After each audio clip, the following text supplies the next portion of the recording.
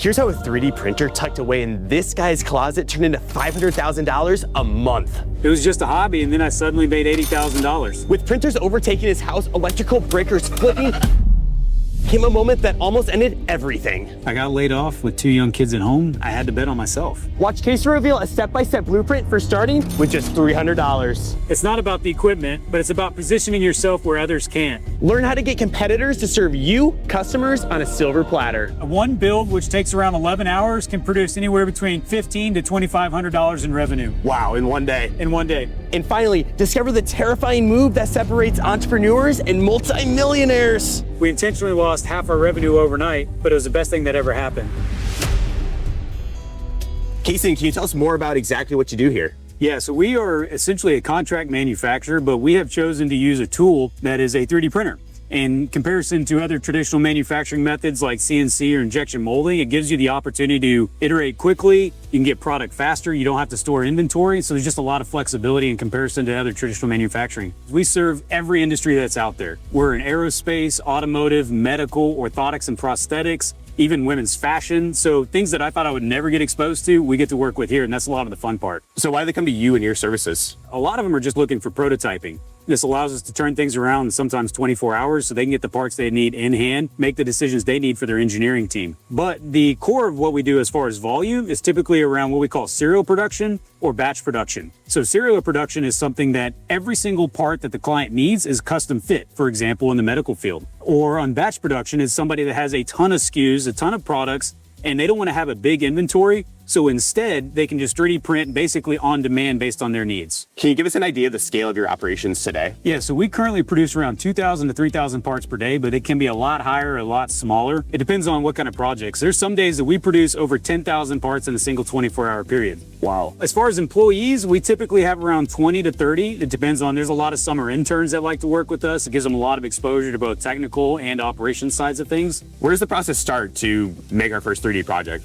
So it depends on where the client's at. They either have just an idea, in which case we can help them with the 3D scan, or there's also a lot of clients that just have an idea and they don't know where to start, in which case we can do reverse engineering and 3D scanning services for them. Did you have any experience in the 3D printing world before starting this business? I didn't. I just got exposed to it when I was in college. They had a rapid prototyping machine, and I thought that's what was only useful for is prototyping, but I was actually looking at it from a manufacturing perspective. But about 7 or 8 years later, when I started looking at 3D printing again, I realized how the technology evolved drastically. So what used to be a $250,000 machine was now a $1,200 machine. So when I first got the machine, I had to figure out where to put it. And then the only thing available was the office closet. So I threw a machine in there and could fit a second one, but eventually I had to move out into the kids' playroom. You're working in the closet. I mean, how much were you making from this setup? How did it ramp up? Yeah, so it's basically 2 machines, and then eventually I kind of had to either one decide, hey, I got to find a bigger space, or just be happy with where we were at. Basically, each machine was making around $25 to $50 a day. When were you like, okay, I need to expand higher here? I mean, when did you max out? Yeah, at the end of year 3, I had to have a real kind of heart-to-heart conversation with my wife because I'd taken over the kids' playroom and we were flipping breakers. I had to run downstairs, flip the breaker back on, keep the machines running as fast as possible. We either have to decide to stagnate and just be happy where it was, 2, maybe even scale back, or 3, let's go big. Well, we basically ran the numbers and said, okay, I'm doing around $70,000 to $80,000 a year now, and I have basically 10 machines. So if I scale that up to 20 or 30 machines, then it's sustainable at least for my own salary, and I can kind of make it a full-time job. Awesome. Let's walk over here and check out this machine. What do we got going on here? Talk to us more about this. So this is how we got started. This is a consumer grade machine. It is what most people know in the consumer space as being a 3D printer. These are highly accessible to anybody. You can go to Amazon and get a machine like this. For us, we first got this machine around 10 years ago, and this machine was still being sold in its current form up until about 6 months ago. So it was a great machine to start with. Now you can get them for $300 or $400. You know, this is ultimately a tool, and just like any tools, I call this like a shovel, for example. It's a tool, it's highly diverse, it's readily accessible, but we also have excavators for bigger jobs. And stay tuned, we're gonna check out a $3 million machine coming up shortly. Can you take us through your revenue over the years from doing this part-time to doing it full-time and where you're at today? Yeah, so when I first started doing this, it was just part-time. I was still at a full-time job, 2 young kids, and I needed to make sure we had benefits and those types of things. But I enjoyed the technology, and really, I was just trying to have a self-funding hobby. I was hoping that I could buy the 3D printer and see if I could pay it off and have the revenue basically just pay for my own filament to do my own thing. But what I quickly found is, 1, it paid itself off in about a month. And then I could look at and say, okay, well, if that was one machine, then if I had two machines, and the revenue was very linearly scalable. So it made the math pretty easy to kind of project out into the future. At the end of year one, made about $10,000 to $15,000. End of year two, I was basically doubling that to around 30 to 40,000. And end of year three, when it was still part-time, I was reaching around 70 to 80,000. Wow. So then you're doing that, then you go into full-time. Take us through your full-time year-over-year numbers. So year four was the first time I went full-time, and it was a little bit nerve-wracking, but I was fortunate to do about $180,000. So year five was around $380,000. In 2024, we did just shy of $5 million, and in 2025, projecting around $7 to $8 million. Talk to us about getting laid off. I mean, how did it feel at the time? It's never fun, but take us through those emotions. But you're suddenly losing your safety net. Walk us through that. So I had 3 years worth of data, and I had this big vision that I wanted to pursue, but I just didn't have the guts to do it at the time. But I started putting things in place. For example, we secured a lease on a new facility to allow us to get the printers out of my house. And then I also started looking and kind of putting ads out to see if I can hire somebody. The reality is I wanted to do it myself, but I didn't have the guts to do it and leave that safety net. Well, about a month after I signed the lease, I went into work and they basically said, hey, you know, we're scaling back. And honestly, I just thought, well, this is really what I wanted. And it just gave me the opportunity to do it. I went home, I told my wife, and I went to work about 2 hours later. Do you need to be an engineer, though, to start a 3D printing company? I don't think so at all. Yes, it does help to have a little bit of a technical background, but really with today's, the printers are so user-friendly that really the idea is what drives the business. In our case, yes, we are a contract manufacturer, so we work with all sorts of different businesses, but there's an opportunity to just have an idea, and then once you have the 3D model, you can go with it from there. We see what we call Etsy farms. It's somebody that just has a problem in their day-to-day life. They know a way to solve it that nobody else has thought about. They create the product, and then they use 3D printing as the tool to get that product out into the market by themselves. And I really want to hammer that home for the subscribers. You do not need to be an engineer. You can have an art background, a marketing background, finance background would even help to really get started with like an Etsy farm. Absolutely. I would say about half of our employees are engineers, but for the most part, some of our best employees have zero technical background. Sweet. I know all these items here are finishing up. Where do they go after that? So after the part is produced, that's where really the magic happens. Honestly, 3D printing is like 20-30% of the overall process. It goes over to our post-processing area, and that's where we really add the final touches that really make it a really nice product. Cool. Let's walk in here. What do we got going on in here? Talk to us about what's in this room. So this is our post-processing area, and this is where I think a lot of the magic happens. Most people think about 3D printing, they obviously focus on the printer itself. But just like anything else, there's a lot of operations that occur after you actually make the part to really kind of make it a finished product. Yeah. Well, let's talk about finished products. I know we got like a few in here. Can we take some of these out and like look at them, talk about pricing, all of that? For sure. So this is just a kind of simple FDM part. You can make this on a consumer grade machine. Okay. In this case, I think it's basically an electrical connector. And in this part, we can produce for basically about 40 to 50 cents. And we can make about $1.50 on it. No way. Those are very good margins right there. Good margins. What's another product in here as well?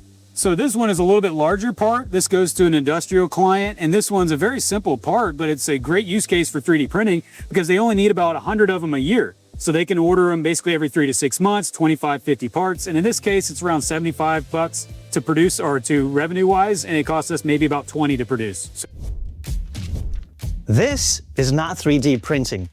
But here's the thing, a lot of business owners make the same mistake. They try to scale businesses using tools that weren't built for the job. Whether you're running a multi-million-dollar empire like Kason or just starting out, you can't afford to rely on guesswork, disjointed tools like this one, or incomplete data to make critical decisions. Businesses don't fail because they're bad ideas. They fail because they don't know what move to make next. That's where NetSuite by Oracle comes in. It's the #1 cloud financial system trusted by over 40,000 businesses. With real-time insights on everything from cash flow to inventory, NetSuite helps you cut through the clutter to make confident, data-driven decisions instead of risky guesses. If I wanted my business to start printing profit like Kason did, I'd use NetSuite to close the books in days, not weeks, and get crystal clear forecasts for what's next. So take advantage of every opportunity for growth with NetSuite. Speaking of opportunity, you can learn more and download their CFO's Guide to AI and Machine Learning at netsuite.com/upflip. It's free to you at netsuite.com/upflip, netsuite.com/upflip. We've dived to our fan blitz now. You ready for these questions? Yes, sir. What's the last thing you printed just for fun? Well, it's for my daughter. She's super into Harry Potter, and she had this nice wand from Universal Studios, and she needed a place to store it, so built a nice little stand to store a wand. What's your favorite material to work with? I would say it's a nylon material. It's just highly diverse. It's probably around 40 to 50% of everything we produce, because it's kind of that, I call it the baby bear material, where it's just that perfect mix of mechanical properties. Great. When you're having a tough day, what keeps you going? Motivation is going home. And at the end of the day, I love what I do, but it's my family that inspires me, and I do what I do here so I can get home to them as fast as possible. What fears do you still struggle with despite your success? I would say for me, it's just the fear of rejection. There's always those clients out there you want to try to impress, and there's even competitors you want to try to make your best look. Is there anything you miss about working a day job? I would say the coffee. There was a lot of coffee breaks, and now here it's just more energy drinks and water. That's great. What's the strangest thing someone has ever asked you to 3D print? That is a very tough question, one that might make me blush, but I would say medical industries, there's some anatomy things that we've had to print.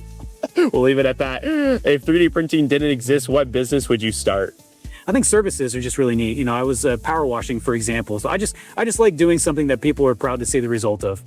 With over 750,000 parts made every year, that's a lot of systems, that's a lot of the processes you have in place. Walk us through a product from placing the order to end.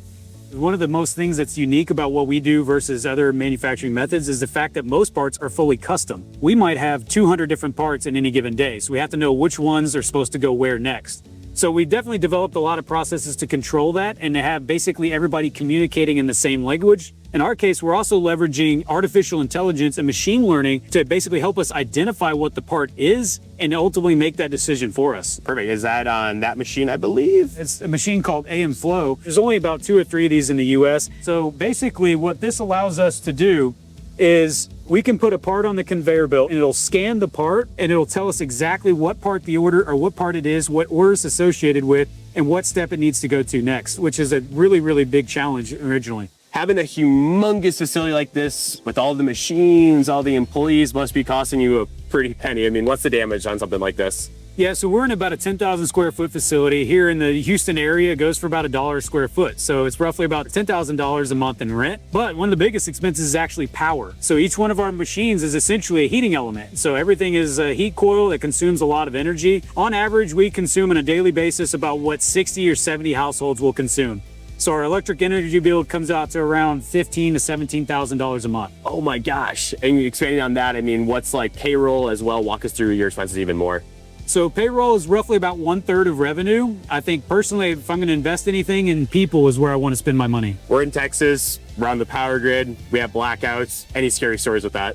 Yeah, so with 3D printing, one of the Achilles heels is power. Like you have to have power to do what we do. And one of the other unfortunate things is if all the machines are running and we lose power, we effectively have to restart. So that is an expense that I really didn't factor in would happen as frequently, but it does happen. We have weather events and it's something you need to keep in mind. If you could go back to when you were setting everything up, what's one thing you would do differently? For me, I would say it's try not to be a jack of all trades and master of none. For a long time, we tried to take on any industry and every customer that we could.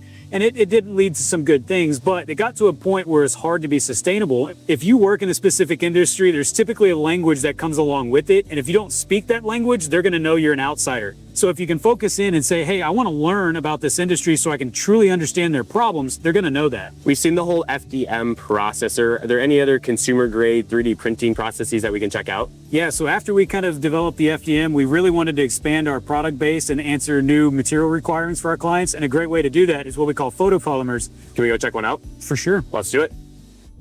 So these are made by Formlabs. They're what they call an SLA or photopolymer machine, and it uses a resin material rather than a filament.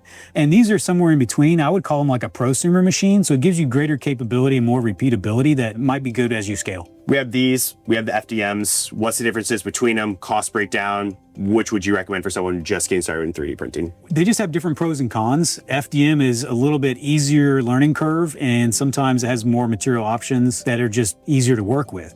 Whereas we get with photopolymers, there's a lot of materials, but they become more complicated. For example, some of them are ultra high temperature and they have some thermal characteristics that become difficult to work with. But the main difference is FDM, you can print larger parts. You are a little bit more restricted on certain geometries. Whereas with photopolymers, you can get extreme accuracy that's great in things like jewelry making. Interesting. What are like the 3 best products you can make with this over an FDM machine? With photopolymers, jewelry is my favorite. You can have what they call a castable material. So you actually print like a piece of jewelry and you can sand cast it and burn it out and then pour in your metal. It's kind of cool. Others is elastics. So you can make something at what they call 65A hardness, which is extremely pliable materials that you just can't do with on FDM. And then the third is they have extremely rigid materials. So things that are just very, very strong that won't lose shape for like molds. As an entrepreneur, you've had to make a lot of decisions, a lot of tough decisions. What's been the most difficult you've had to make? How'd you handle it? Well, for me, we got to a point where we were growing so fast, I realized our customer service that allowed us to get to where we were was starting to decline. So what did we do? We had to intentionally slow things down. So one of the things we had to do to kind of slow things down organically was increase pricing. And the other thing is just keeping in line with the market. We realized, hey, you know, we've been selling this thing for X amount of time, but at the same time, our material cost is going up due to, you know, more macroeconomic environment situations. So we had to increase pricing, and as long as we can explain that to our customers and still provide value to them, they're perfectly okay with that.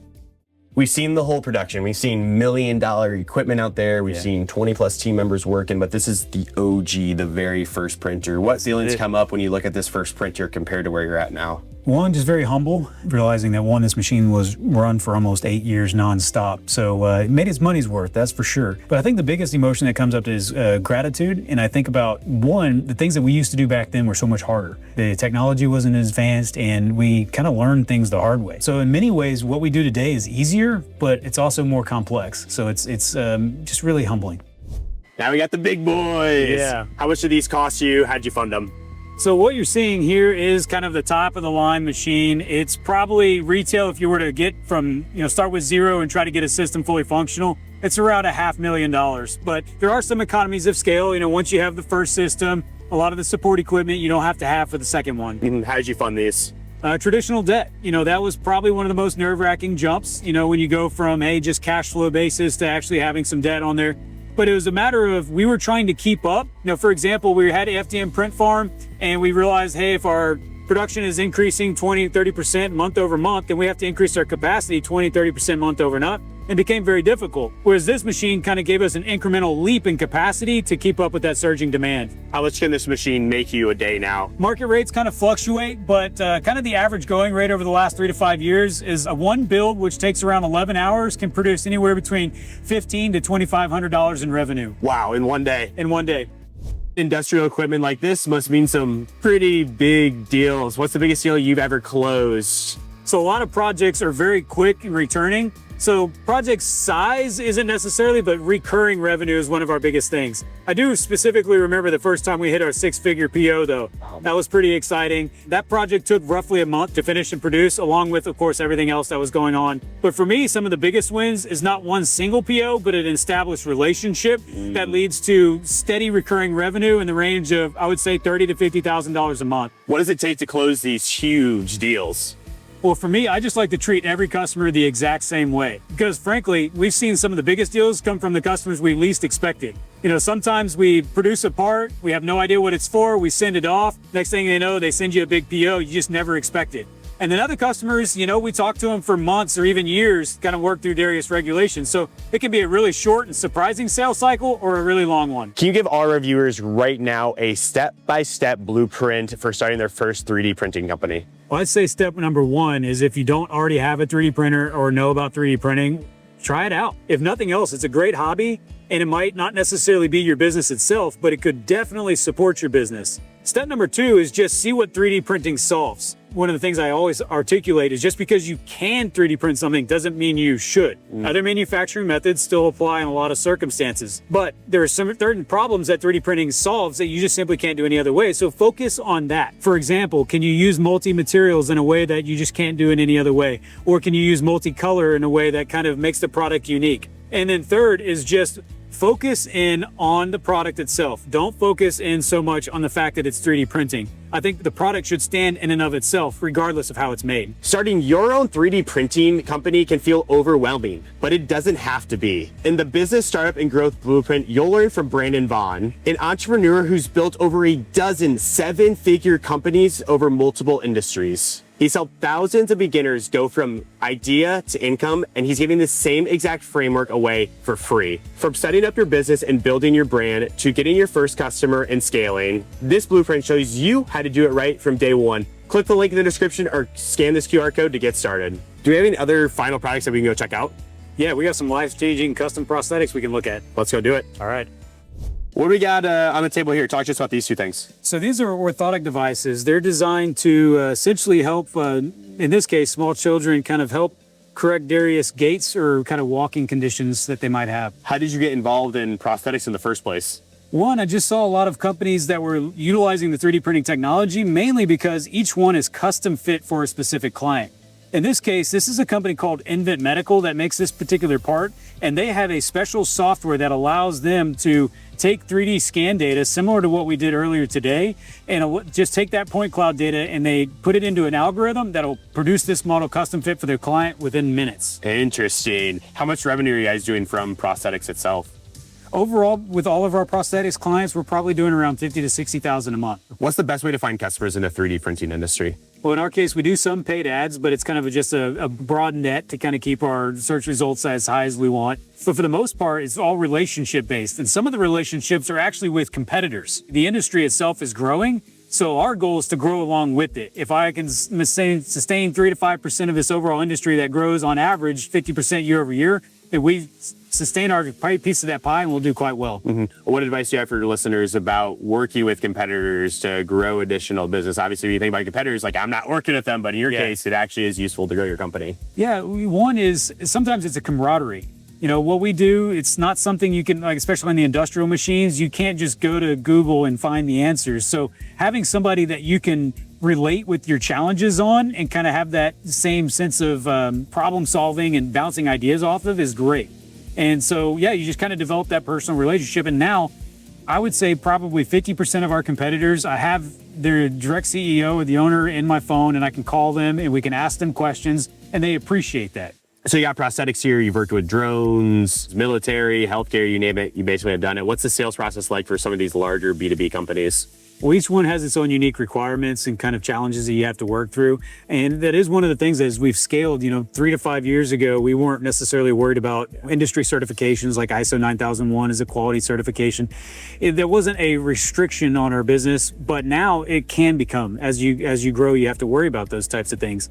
So for us, for example, we have to supply a very in-depth quality manual that we can show our customers, hey, we're not just making this part, but we're tracing it. We have full quality control throughout the entire process. Those are things that we just didn't have to worry about, a few years ago. Do you want more game-changing business strategies and insights from entrepreneurs like Kason? Hit the subscribe button down below and stay tuned with all of our future episodes. There's a lot of misconceptions in business, particularly talked about 3D printing. What are the biggest misconceptions people have? I would say that they think the parts are somehow weak or fragile. The parts that we make can go in extreme environments.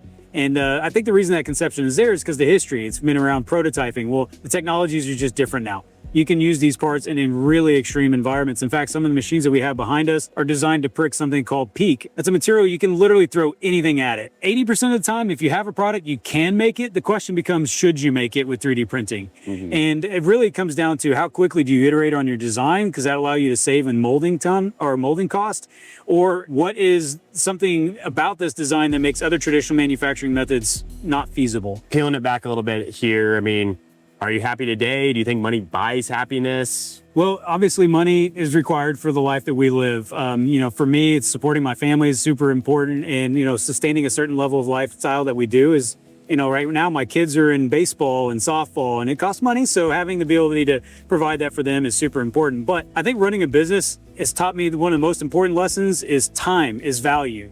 And everything I do, even in my personal life now, I think about it in time value costs. For example, I like mowing my grass and I can do it myself, but I also know that there's other companies out there that, like us, can do things more efficiently than I can do that.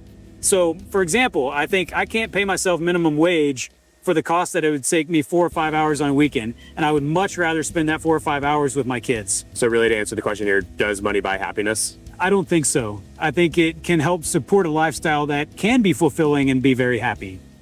There's a lot of cons of being an entrepreneur, but there's a lot of pros to being an entrepreneur. Let's talk about the pros. What is the best part of being an entrepreneur? Yeah, for sure. As far as cons, it's, long hours. There's plenty of days with 12, 13, 14-hour days, and you come back and do it again 7 days a week. But on the flip side, you still can kind of define your own schedule to some degree. We're a manufacturing facility, so we have certain things that they got to happen in those times of days. Luckily, we got the team to do it. So if I need to go out and have something be done, I can define my own schedule. Mm-hmm. Can you take us through your different types of materials, what each works with best? Yeah, so fundamentally our 3 different technologies use 3 different kind of raw materials. The FDM or FFF technology, which is most common, just comes on a spool and it looks almost like a weed eater line. So it's interesting, yeah. Really easy to work with, and it gives you a lot of options. These are consumer grade materials. This one in particular, I believe, is called PLA. That's the most common. It's super easy to work with and a great part or place to start. As you step up in that same technology, you can get all sorts of other diverse materials that allow you to different things. For example, ABS is also just a generic plastic, but it allows you to hit higher temperature exposures. And then you can get into urethanes and all sorts of things that are like flexible materials or ones that glow in the dark, ones that sparkle, even metallic or even composites. So there's a lot of options there. To buy like materials, how much does materials cost? We do have wholesale rates. So it's around, I would say $13 a spool or maybe even less depending on the type of material. So it's around $7,000 or $8,000 on average. Someone watching at home, they're like, oh my gosh, I want to get started in 3D printing. Do you think that they could replicate your success? How quickly? Yeah, absolutely. I mean, I think the journey would definitely be different. Technology is in a different state and there's more opportunities. I think what we're seeing now is people are looking at 3D printing and understanding more what it does. Our biggest challenge 10 years ago was describing what the technology does. Now, the same printers are in junior high schools and high schools, so that challenge doesn't exist, so the opportunity is boundless. I would say start small and don't try to change the world overnight, but find something that people see value in. You have a wide range of projects here. How do you forecast material needs, inventory when so much is coming at you? Yeah, it can definitely be a challenge because sometimes, people ask for a very specific color that might be pretty unusual, but the way we handle it is have thresholds that we found out over just years of experience and kind of looking at the data. So we'll normally set a 1 month at least, sometimes upwards of 3 months worth of inventory. That way, if we do get a project that does last more than 1 to 3 months, it gives us plenty of time to order the material while new material is replenished during that time period. Mm-hmm. Do you have any stories of someone being like, hey, we need like a humongous order, like very quickly, where it's just like so unexpected, the data couldn't even predict it? Yeah, that definitely came into play, especially post-COVID when supply chains were really disrupted. We had one client that was in the lighting business and they needed a very specific material that we keep in stock, but definitely not in the volumes of hundreds of kilograms. And we definitely had a challenge. From that perspective, we had to go to multiple different suppliers and basically buy out everything that was out in the US at the time. That one project was around $150,000, $200,000 and it lasted about 1 month. 1 month of work for $200,000. Yeah. How'd you make the transition from being a technical founder with mechanical engineering background to being someone who manages 20 plus people? Well, there are some slightly different skill sets there. One, I got a good exposure in my previous experience. I worked for big Fortune 500 companies, and then I kind of worked for smaller and smaller companies. So I understood what a big company would require. So that would give me some good foundation I was very fortunate to have. But really, it was just a matter of finding the right people. So as I could step up to the next business requirement, I had to have somebody to backfill and be able to sustain that same level of expertise and attention to detail that I had. So finding the right people for me was the biggest thing. You've been offered acquisitions. People are like, hey, we'll throw you a bunch of money, we'll acquire you. You turned them down. I mean, talk to us about emotionally how that feels to turn down such big amounts of money. Yeah, for one, as a founder, you're embedded in the business. And for many, especially in the first years, like the business is life and it kind of intertwined in a strong way. So there's an emotional attachment just separating yourself from it. However, the biggest thing for me was our visions in those potential investors just didn't line up. And sometimes they had more lofty goals than we did, but we thought they were unrealistic. In other circumstances, we didn't think the visions were that optimistic. And so we just wanted to stay to our roots. We knew it worked and we were confident in it. Mm-hmm. I want to ask, what was the biggest amount of money that was thrown your way to acquire? We had around a $7 or $8 million offer one time, but again, it just didn't line up. For me, I would say turning away some of the offers was the best decisions we've ever made. Let's go back to the beginning. With what you know now, what would you do differently? Well, I think the first thing is not underestimate my value. And that sounds really arrogant maybe, but the reality is there's a lot of times I would price things so that I could just secure the job, but I really realized later on that, hey, what we're doing is unique and it does provide a major value to our clients, and we need to respect that. Any stories about underpricing and how that kind of bit you? Yeah, so there was one time where we had a project that was really fast turnkey, and so we bid on it and assumed that we would be able to get our material from the same supplier, but eventually they ran out because the project was so large. We didn't estimate the fact that we didn't have to go to retail supplies where the margins are much lower. So, you know, just learn from that. You will do better about estimating in the future and factor in those types of things that could happen. If you could go back and tell yourself one thing about the journey ahead, what would it be and why? I would say don't be afraid to get outside your comfort zone. Me, as somewhat of an introverted engineer, I would go to trade shows and conferences and I'd be the guy just kind of walking around and looking at things but not talking to people. And there were so many times that I kind of went outside my comfort zone, walked up to somebody I didn't know, and just had a conversation. And those led to relationships, and relationships ultimately led to good work that paid off dividends in the long run. You're at day 0 of 3D printing. What advice would you give to yourself to get going? I would say focus on marketing a lot more than I did. You know, we've been very blessed that a lot of what client base that we developed was relationship based, but the scenario was very different back then. We were trying to educate people on what the technology can do. Now people have a greater understanding of what the technology can do, so you need to somehow separate yourself within a not flooded market, but at least a more aware market. If you get started on one marketing channel, what would it be? Well, actually for us, LinkedIn has been very helpful, but YouTube and just Instagram has also been very helpful. What aspects of your business became easier as you scaled? What became more challenging?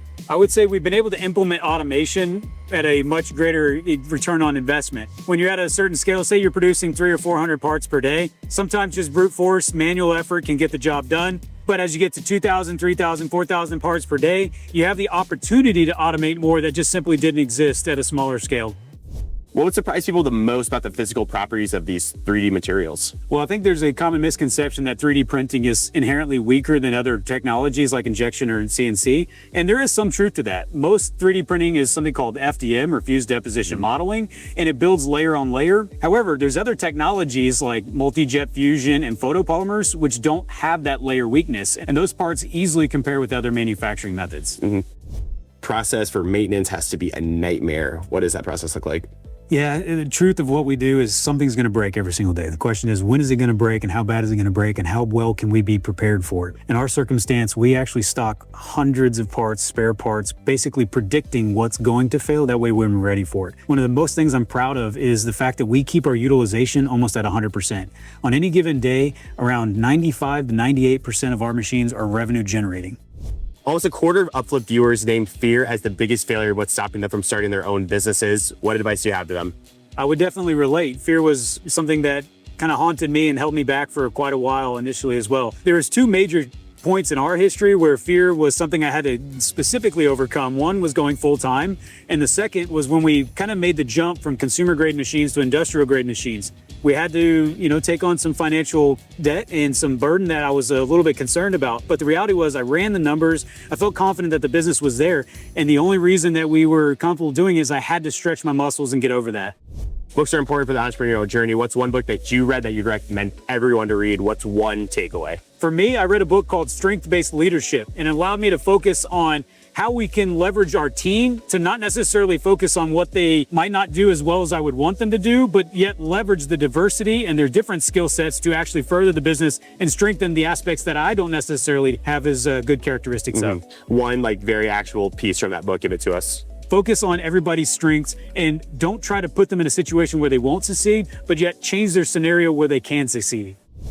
If you enjoyed this episode, you're going to want to check out episode 196 with Tim, who started a company that does $350,000 a month and a feature on Shark Tank. Like and subscribe, and we will see you next time.